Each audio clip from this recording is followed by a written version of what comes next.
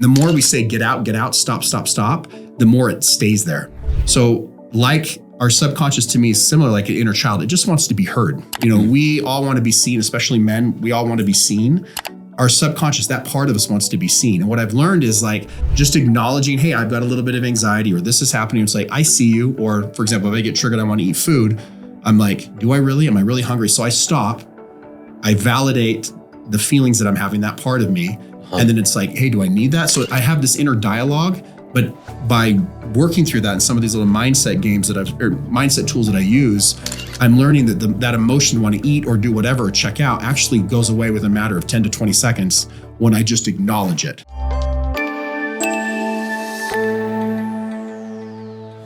Welcome to another episode of the Deeper the Dope podcast. I am super excited to have Adam Nugent. Did I say it right? Yeah, you said it right. Hell yeah. Yeah. All right. And Adam and I are just getting to know each other thanks to an amazing friend, Jesse, who came bearing some sweet gifts that I probably won't mention on this podcast yet. No, I'm just joking. Shout out to Jesse and the Cannabis School podcast. So Adam, welcome, man. Yeah, thank you. It's an honor to be here. Thank you. Can you give us, let's start with just a 2-3 minute background of yourself? Yeah, thank you. Yeah, I've got kind of a wild story. I've had, major transformational experiences literally in every part of my life, which has kind of led me to this today. So in my body, I've been on this big health journey, and my understanding is you have as well. So yeah, I've lost. If nobody's looking at Adam, he's jacked. You can see his traps. He's looking great. Yeah. So I didn't always look like this. So I peaked out close to 350 pounds. So I've lost over 125 pounds. So I've been transformation in that. I've had transformational experiences in my relationships, went through a divorce, and then coming out of that, then to be able to experience love and intimacy at a whole nother level.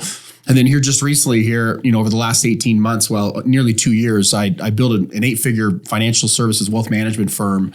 And long story short, had a number of different things happen to that. And, had a fund that we came in and had an audit by the SEC that came in and audited our firm, which is standard in that approach. And they took issue with some of the way our fund documents were set. And long story short, ended up losing my license.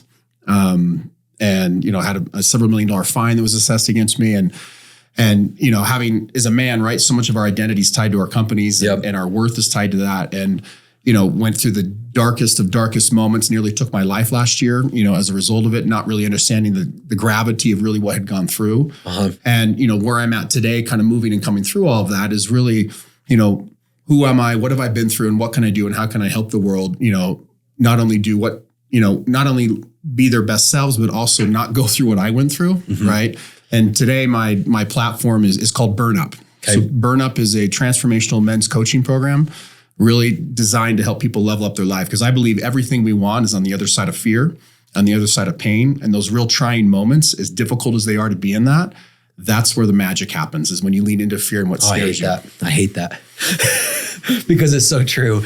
I feel like I'm going through that all the time. And where we're at with business, it is overwhelming. It is crushing.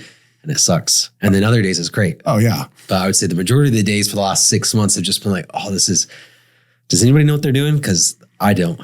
So that's awesome that you're providing that support. It's needed. Yeah, no, yeah. And I think especially like business owners or entrepreneurs, there's this whole like, I want to own my own business. I want to do this. I want to do that. Until you've sat in the role of an owner or CEO, you don't know, right? No. There's the risk that you take. You're the last person to get paid.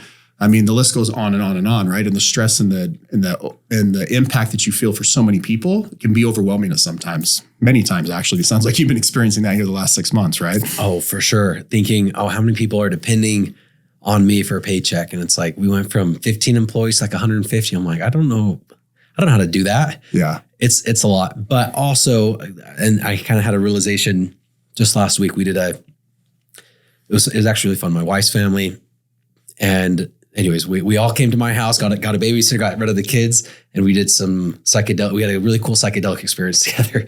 And one of the realizations in that was because somebody else was like, this person needs me. This person needs me. And somebody else commented, they said, no, nobody needs you. Like, let that go. Like it's a little bit egotistic to think like, I have to do this because all these people need me.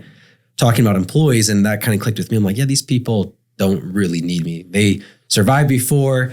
They will survive after. I'm going to do my best to serve them, but they don't really need me. And that was something that I was able to at least momentarily kind of de-stress and separate myself. No, and I love that you mentioned that, because a big part of my journey, and it's been a huge catalyst and a great tool, has been psychedelics and plant medicine. I'm a huge advocate. In fact, just prior to recording this, just had a weekend with ayahuasca.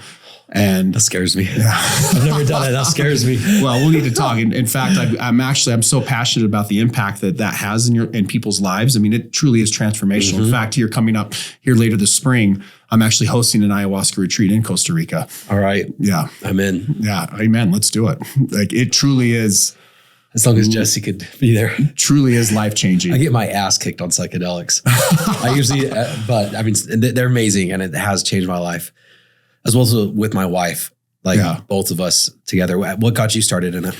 Honestly, I was going through, I was married at the time, and not knowing what to do. I was spinning out of control, and it's like trying to do this, and I'm going to therapy, and I'm doing all these things. And someone talked about, was introduced to something called 5-MeO or Bufo, which is really, I mentioned ayahuasca earlier. Ayahuasca can be anywhere between a 4 and 5 up to a 12-hour experience. And Bufo, if you will, or 5-MeO is like a 5 or 6 hour ayahuasca journey in 20 minutes. Yeah, I've heard of it. Right. DMT is the psychedelic that's a part of it. And the shaman that administered it. And at the time, I was raised LDS at the time, and I'm like, I don't even know about any of this stuff. I never even drank at that time. Uh-huh. And how long ago was this? This was about 7 years ago. And she looked at me and she goes, "You're going to have 10 years of therapy in the next 20 minutes. And it scared the hell out of me. And she was right. And my experience in that was as if my heart was encapsulated in 6 inches of steel. Uh-huh. And what happened in that experience is it cracked open. And I got to feel something that I'd never felt before. But more importantly, what I felt was the lack of self-love and self-acceptance, the intensity of it. It was so overwhelming. It was so intense. But that started me on my healing journey, frankly, as far as self-discovery and realizing that it's like, ultimately, psychedelics and plant medicine in general, I believe, is just a pathway back to yourself, right? A self-acceptance. You mentioned earlier about, not necessarily being responsible for people. I mean, I've had that complex to where, I felt like a savior. I had to take care of everybody. And many of the reasons I ran into trouble with my last company was because I couldn't say no to anybody. Yeah. Right. And tied so much of my identity saying yes. And so, yeah. I am such an advocate for those when used in the right setting, and it's changed my life and will continue to be part of my life going forward. That's awesome. So on this experience, this first psychedelic experience, and what a one to choose. Should have started with like a little bit of mushrooms or something. No, and honestly, I drink from a fire hose. Oh, definitely. And there's a place for all of it. And you mentioned psychedelics, and a common one I think is a really good place to start is with psilocybin or mushrooms, right? And there's different varying degrees of it. There's been such this negative stigma against psychedelics, against plant medicine. And again, it's like anything, you can abuse anything, whether it's drugs, alcohol, energy drinks, coffee. I mean, it doesn't matter. It's just, and I believe that we're all addicted to something, truly. I mean, and there's this idea that like, oh, I'm addicted. You can get addicted to some of these things. It's not for the faint of heart. You're not into it. It's not like this. I mean, there's moments of it that are joyous and beautiful, but it's work. Yeah. And what it does more than anything is it faces yourself. I mean, you're facing yourself. It's you and you. And psychedelics, specifically even ayahuasca, for me, what it does is it takes your subconscious, your conscious, and the divine, whatever you believe that is, as far as God's concerned, it puts everything in alignment and then pulls all the stories away. All the bullshit gets taken away. The ego is gone. And then it just speaks truth to you. And the truth hurts sometimes. And it can be painful. So in this first experience with your heart, and the cement around it, or however you described it, it sounded like the healing doesn't happen in that 20 minutes. It just shows you what the wounds are. It does. And then you have to go do the work after. 100%. Is that accurate? Accurate. Yeah. Maybe even from your own experiences. Oh yeah. They've been terrible. Yeah. So terrible experiences, but it just shows me what's there and what I have and what I'm lacking. And then I have to go figure it out. Exactly. Right. And we call that the integration. So the integration that comes after you have this mind blowing or this eye opening experience. Yeah. That particular moment, what it did where I felt an immediate, result, if you will, was it slowed everything down for me. So I was married at the time, and my wife was saying, you said this, you said that. And it's like, I was going crazy. I'm like, I didn't say that. I didn't even know who I was. And what it did, that first experience, more than anything, is it slowed everything down. So all of a sudden I could step back and I'm like, oh, yep, I did say that. That's mine. That's not mine. But then I just got curious. I just want to know more about me. How deep can I go? What is there to learn? And It's become, plant medicine and the different modalities and different timing for different things is a tool that it literally has changed my life. And I'm here today. I'm alive today because of it. I mean, it really saved my life in many ways. And you have a type A personality, right? Oh yeah. Go, go, go, go, go. And I think it's beneficial to everybody, but that's where I think the high achievers of, I just want to hit this goal and I'm going to be happy when, or I'm going to take my foot off the pedal when XYZ happens, and you hit it and you don't. It doesn't happen. You just set the next goal, and then you just set the next goal and set the next goal. What have you done either with plant medicine or outside of plant medicine to be able to enjoy the journey? Yeah, I love that. So in my wealth management firm, we dealt with a lot of high net worth guys that you just said something where it's like, when I get to the exit, then I'm going to be happy. I'm going to grind. My life is my business. Everything else gets put to the side. But it's like, when I finally get to that, but what happens is with a lot of, and I would say more often than not, is people, they don't know how, they're programmed that way. They don't even know what to do with themselves. So they have an exit, they get all this money. And in many cases, they're miserable. It leads to divorce. I mean, there's all these things that happen with that. And so seeing that with different people's lives, what I've found, and again, it's hard, especially when you've had trials or significant, we'll call them failures, setbacks like that I've had in my life. It's really hard to quote unquote enjoy the journey, right? And I've spent so much time on myself. And one of the biggest things I do is I take time to meditate. My self-care routine is critical to me. It used to be like, maybe I'll work out, maybe I'm not. I mean, taking care of myself the way I start my morning, it's being intentional and just finding love and grace through all of it. And as I mentioned at the very beginning, part of my message for people really is like, the stuff that scares us, the stuff that we're afraid of, that we try to avoid, the fact of the matter is you lean more into it. Those setbacks, the ability to enjoy the journey actually becomes much more enjoyable as you overcome that and you face your fears, because it just instills a new level of confidence. I like that. I'm trying to learn that myself. Last night, put my kids to bed. I got a 6-year-old and a 5-year-old that sleep in the same room. I come downstairs, not even a minute behind me. I hear the footsteps, they're coming down, and I had a bad dream. I was like, you didn't have a dream. You didn't even go to sleep yet. And my 6-year-old is telling me, when I close my eyes, I don't have good thoughts and things like that. And rather than ignore them, my advice, who knows, I'm making this up as I go, right? But my advice is just recognize that those are thoughts. It's okay that you're seeing and that you're feeling those thoughts or the monsters or whatever it is. So I don't know if that's leaning into it, but it's also don't run from it. Anyways, I'm trying to integrate that. And it's also hard with a 6-year-old, but it's, look, this is you and those are thoughts, and it's okay to have those thoughts. You don't need to run from them, because she literally was doing this. She's like, I don't want these thoughts in my head. And that it hurt my soul. I was like, had a lot of empathy for that. But, what do you say to a 6-year-old, and how do you teach them to lean in, whether they're 6 or not, but what would be your advice? No, great question. So I mentioned earlier, and I think you've been on your own health journey, haven't you? You've lost a considerable amount of weight, is what Jesse mentioned. So, even today, if I get triggered or I get anxiety, the first thing I think of is food. Right. And there's this part of us, we talk about conscious and the subconscious side of it. And to me, the food, the trigger is like, I want to fix it. I want temporary relief from this. And to me, or if it's that negative thought, like your daughter was having, these thoughts get out of my head. That's really just our subconscious talking. And the more we say, get out, stop, the more it stays there. So like, our subconscious to me is similar, like an inner child. It just wants to be heard. We all want to be seen, especially men. We all want to be seen. Our subconscious, that part of us wants to be seen. And what I've learned is like just acknowledging, hey, I've got a little bit of anxiety, or this is happening. It's like, I see you. Or for example, if I get triggered, I want to eat food. I'm like, am I really hungry? So I stop. I validate the feelings that I'm having, that part of me. And then it's like, hey, do I need that? So I have this inner dialogue, but by working through that and some of these little mindset games mindset tools that I use, I'm learning that that emotion to want to eat or do whatever or check out actually goes away within a matter of 10 to 20 seconds when I just acknowledge it. So like stop. All we're really doing is throwing fuel on it. And you're acknowledging that it's a thought and it's emotion and it's real and it's there. Exactly. And all it takes is just that. You just stop and feel pause. I had someone teach me this and I'm like, it's not that easy. And actually starting to implement in my life, I'm like, it's crazy. So we can get these thoughts. And again, based on however we're programmed or whatever we do to, avoid whatever that happens to be, when you can just acknowledge it and sit in it for just a minute, because you have to feel it to heal it, right? And if you sit in it just for a minute, it goes away instantly. It's crazy. It really works. I was just listening to a podcast it was Peter Attia and Andrew Huberman, and they're talking about meditation, and Peter Attia is getting into it.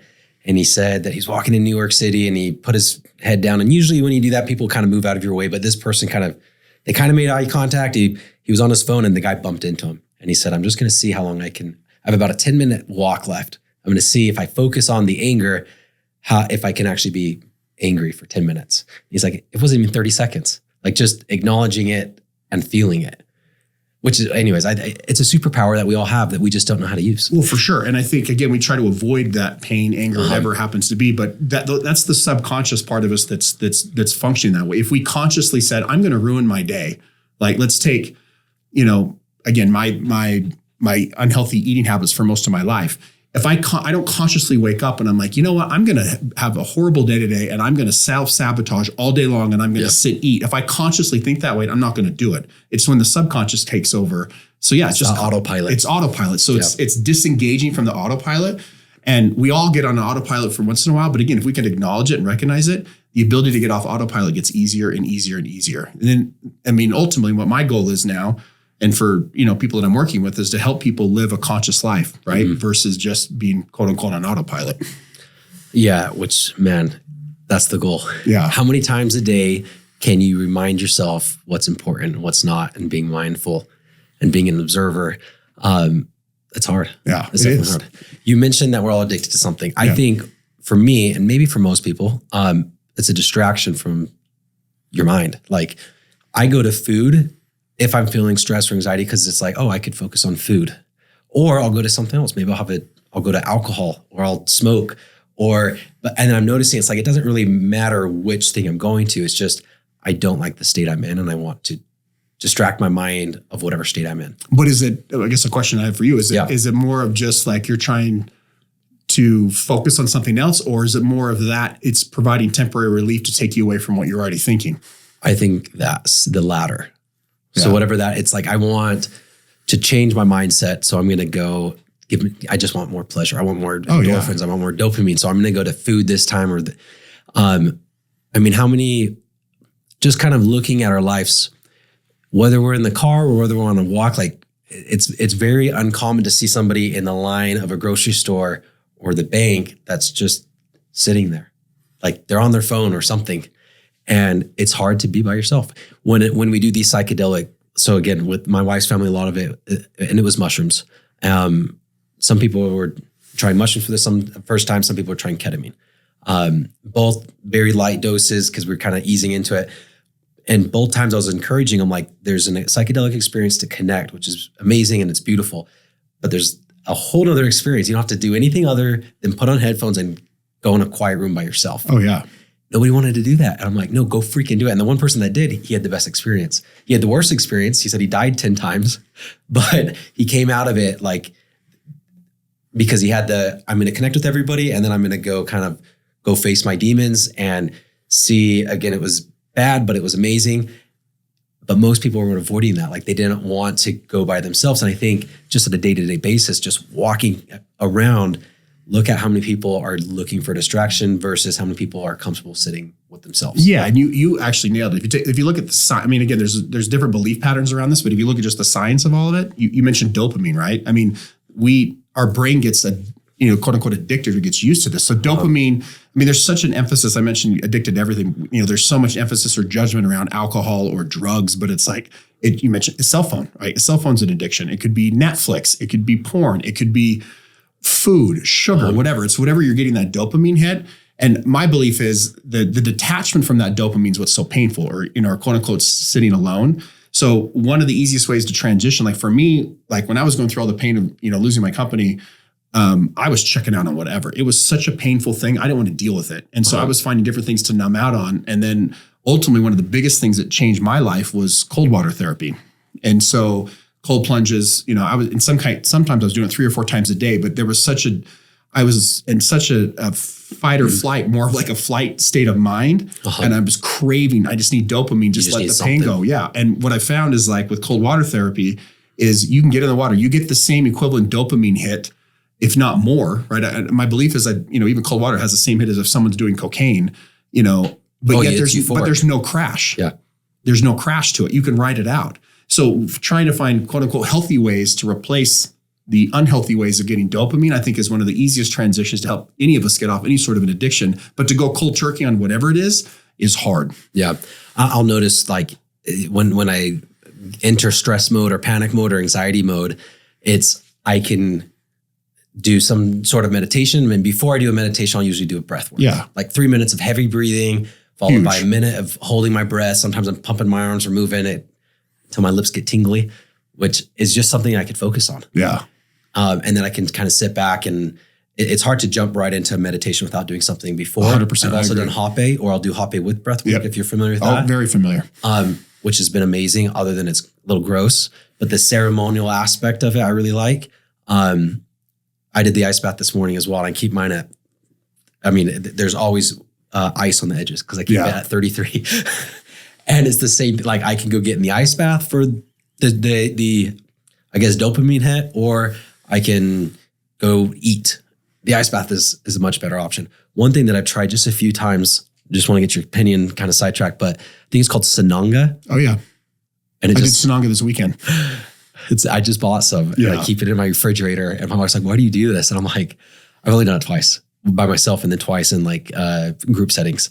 And I'm like, it's just another, and it's one ingredient. It's a root. Have you heard of it, Jesse? Okay. It's a root. And they mix it with water, but it's an acidic water from the Amazon. At least this is what the lady who sold it to me explained it.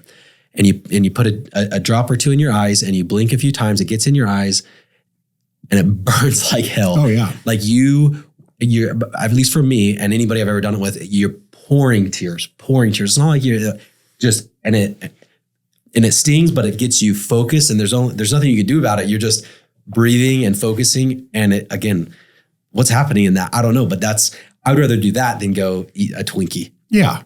So it's weird, the different addictions. And I like that we're going to get addicted and we're going to be relying on something kind of no matter what, or most people are. So may as well do things that are a little bit better for you. I don't know if this is good for me putting that stuff in my eyes, but. Well, I think to me, it's like, again, people talk about all these spiritual benefits that come with it and all these insights. For me, that hasn't been the case. It stings like hell. But to me, and I've only done it a couple times, but to me, my takeaway from it is it's like, I'm doing something quote unquote hard. Yeah. And so there's a little bit of euphoria. I mean, that's the reason I love cold plunge, especially in the morning. This morning, there's snow outside. It's freezing. Like, I'm like, what am I doing? And I have to talk myself into it every single time. But what gets me in it is how I feel when I'm done. Mm-hmm. Right. So I think, again, being intentional and doing things that are quote unquote hard helps us like step into stuff like the day-to-day stuff that's life doesn't feel so hard because we've started off our day or doing other things. Right. And again, I agree with you. It can be a distraction. It's a dopamine release. I'd rather do Sananga than eat a Twinkie personally because of my own health journey. Other people might feel like, well, I'm not touching that. I'd rather eat a Twinkie. I mean, to each their own, right? But it's so cool that these tools are out there. I've gone most of my life without realizing that there are these tools. And I'm super grateful for the people in my life that have helped introduce these things, including this beautiful man over there, Jesse. Yeah. So anyways, we've talked a lot about the psychedelics. Yeah. I'd love to jump in a little bit more on, I guess, I can't imagine going through like losing a company. Yeah. And that's something that I think every entrepreneur is always in the back of their mind. What if it doesn't work out? And you kind of go to worst case scenario. But if you don't mind, open up a little bit more on how did you get through that? What were the emotions involved and how the hell did you get through that? And if, as you're speaking to somebody else that may be in a similar situation. Yeah. So I think, some of the biggest emotions around it, honestly, are shame and guilt.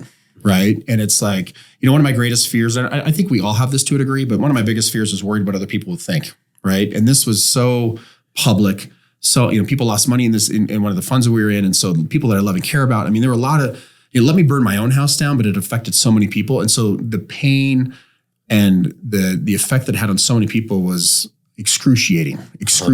And as I said, to the point where I nearly took my life over it. And I don't want to bring it back to the psychedelics, but they actually kept me going because of some of my experiences. Like, hey, and it was literally minute by minute, sometimes hour by hour to get through that. But thinking about my kids, thinking about other people.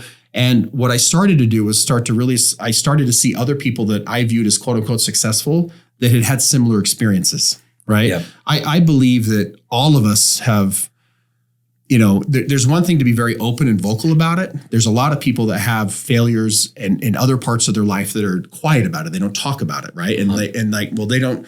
And I think there's freedom in discussing it. I went public earlier. Last year I actually went online to share my experience, and it scared the hell out of me. Petrified, imagining investors coming at me and everything. And I got hundreds of text messages, DMs. People like, thank you for sharing this, for vulnerability. But the most surprising thing that came out of it, which really led me into my coaching things, I had dozens of men reach out to me and say, you saved my life today. Thanks for being brave. I don't feel alone, right? Because I think there's this idea that like everybody else is doing good. Everybody's perfect. No one else has any problems. But the truth is like, and again, people have different awards, accolades, different people make money. But I think what unites us all together, where we are more alike than not, are our struggles, our challenges, the things that we face. And we all have them, just different varying degrees. And I think the more we talk about it, the more we're open about it, the more freedom there is in that. So one of the key ways that I've been able to get through this and continue to navigate through this, and it's actually become fuel for me, is talking about it, just like we're talking about on this podcast. If you were to ask me to have this conversation a year ago, I was like, hell no, like I'm not ready. There's too much shame and guilt around it. And not that I'm proud of that moment, but my why today is like, hey, you can lose quote unquote everything, or you could have a marriage failure, whatever it happens to be. You can have failures in your life. And if you choose, you can use it as a fuel to elevate you to the next life. Hence Phoenix rising, right? It's, from the ashes, you will rise. And I think our failures are really lessons. Yeah. Right. And how what we do with that lesson is it really ultimately, what happens is what we do with it. And if I heard you correctly, earlier on, you're talking about part of this coaching group that you have is to help people avoid mistakes that you've had. Yeah. On the flip side of that, so I don't know, how old are your kids? I've got 4 boys. I've got 21, 19, 16, and 13. Okay. You probably didn't see the latest Disney movie called Wish then. I have not. Yeah. A king goes through a lot of struggles, gets a lot of power, and then all of his village, when they turn 18 or whatever, they have their one wish and they give it to the king, and then the king takes it from them. They forget about it. Yeah. Anyways, that's kind of the purpose of the movie. And at the end of the movie, it was like, no, we need our wishes. We need to have something to drive through. But from the king's perspective, he was protecting them. Like, I'm going to take away your desires, because what if you don't get your wish and you're going to live with that pain? So that kind of came to my mind here. Like we all want to help other people experience, the good parts of life without experience the bad parts of life. But us ourselves, we have to experience those bad parts of life, So I don't know. I'm kind of just spitting out how do you help other people based on your experiences, while also understanding that they also have to go through their own. So it's a great journey. So here's the kind of the secret sauce to it. In some cases, the answer is not to avoid. So part of my role is to actually. That's the answer. I've never known the answer to that question. Anyways, keep going. So part of my role is to actually handhold them through the flames. I think one of my unique offerings in the role that I play is I know I've experienced it. Like, I know I've been in the depths of hell in different areas of my life, right? Take something as simple as common as divorce. I used to give advice to clients about divorce, and I thought I was nailing it until I actually went through my own, and I didn't know anything. So having experienced it, my advice and the consultations that I give people that is very different than it was previously. And you don't know that through experience. So ultimately, we want to avoid the major pitfalls. I don't think you need to lose a business to really kind of know it. But nevertheless, you have to face it. It's the only way is through. And that's providing the support rather than teaching them so much how to avoid it. Yeah. Again, there's lessons to avoid. Yeah. It's a little bit of both, but ultimately sometimes, again, take something as simple as fitness, right? And getting in shape. I was paying a coach once thousands of dollars a month, and literally the conversation was like, it seems silly now, but it's like, how do I get my gym bag ready in the morning? We're talking about just basic, simple stuff, right? But now it's such a part of who I am. But I had to go through that uncomfortable stage. Nobody could do it for me, right? And I had to start working out, start eating healthy. And that transition period from the way I used to be to the way I am today was a process. There's no other way to get to where I am today had I not gone through it. Yep. I want to see some of your fat pictures. Yeah, we'll exchange some fat pictures. Oh yeah. It's unrecognizable. On my phone, it has pictures always popping up. Oh yeah. My kids will see it and they're like, "That's fat daddy. That's chubby daddy." Oh yeah, my kids send it to me. Used to be a trampoline, Dad. What happened? Oh yeah, my kids will send this is 3 years ago, this is 5 years ago, and they send and it's like, who is this guy? Yeah. We just laugh about it. And my youngest doesn't even remember that version of me, which is crazy. But that is crazy. When did you start that So honestly, probably about 5 years ago, 6 years ago. Okay. I was going to see, usually it's one of these pictures and it's just a huge fat picture of me. And my kids are like, what the heck? So anyways, that's awesome. So yeah, 5 years back. It's a process, right? And it's the more I get into it, and then I find there's all these ways you can biohack your body. I mean, at the end of the day, especially I love it because you can't buy it. Yeah. You have to do the work. Like it's impossible otherwise. And so it's such a confidence boosting thing too. And the old pictures, the quote unquote fat pictures, like I love that guy. I'm so grateful for him. Mm-hmm. And yet I'm so grateful for the journey. I'm grateful for the stretch marks. I'm grateful for all my imperfections because it reminds me of how far I've come. And it's all perspective where other people are like, oh, I want to get rid of these stretch marks. Yeah, exactly. Yeah. I've learned to love that. And it's, again, we talk about self-love. Mm-hmm. I mean, I like that a lot. Yeah. I couldn't even look at the mirror and say, I love this guy. I did this coaching thing years ago where you had to do like I am statements in the mirror. So you had to say 20 things like I am beautiful, I am this, I am that. And I couldn't even say them in the mirror. And I had an accountability partner and I kept making excuses. The truth was it was too painful. I couldn't say it. And then I got to the point where I can dance and I can say the things like I'm sexy, I'm beautiful, but it's a process of getting there and it takes time. And so I think our self-worth, again, how we view ourselves, how we see the person in the mirror is ultimately dictates how we're going to show up in life. Right? We can 100% in every aspect. And I don't care what anyone says, it will affect every part of your life. Even if, I was crushing it in my business, but I was miserable at home and I was miserable in my body and it was still affecting my business, even though I didn't think it was. And that's why that's why I think the psychedelics have the biggest role. It just opens you up. Oh yeah. It opens you up to show what's there. That's all the lack of self-love and self-care and self-acceptance that's deep inside our subconscious mind that is dictating how we live on a day-to-day basis, but we don't even know it's there. And psychedelics open that up. It's like, hey, this is there. You should probably address this because this is driving your life in the subconscious mind. Yeah. And I think there's a great book. It's called Existential Kink. And it's about basically loving all sides of ourselves because we all have a shadow side. We all have a side we don't like. We all have a side we try to push aside. And when we can learn to recognize it and love that version of ourselves and know that, oh, there you are. Right. And then again, being able to control between the subconscious and the conscious side of it, not let it take over, not let, mentioned earlier, the autopilot. Yep. When you can learn to control that, it is powerful, but it's not easy. It takes time to learn that. And I think the thing that's really important too, I tell people is we, especially, we're new year, new year's resolutions and so forth. And everybody wants, here's my 20 things I want to do. And they try to do all 20 at once. And more often than not, you're going to set yourself up to fail. And then you just go right back to where you were. So it's baby steps. The ripple effect's real. It's taking micro changes that then have this monster ripple effect in our life. This is my homework.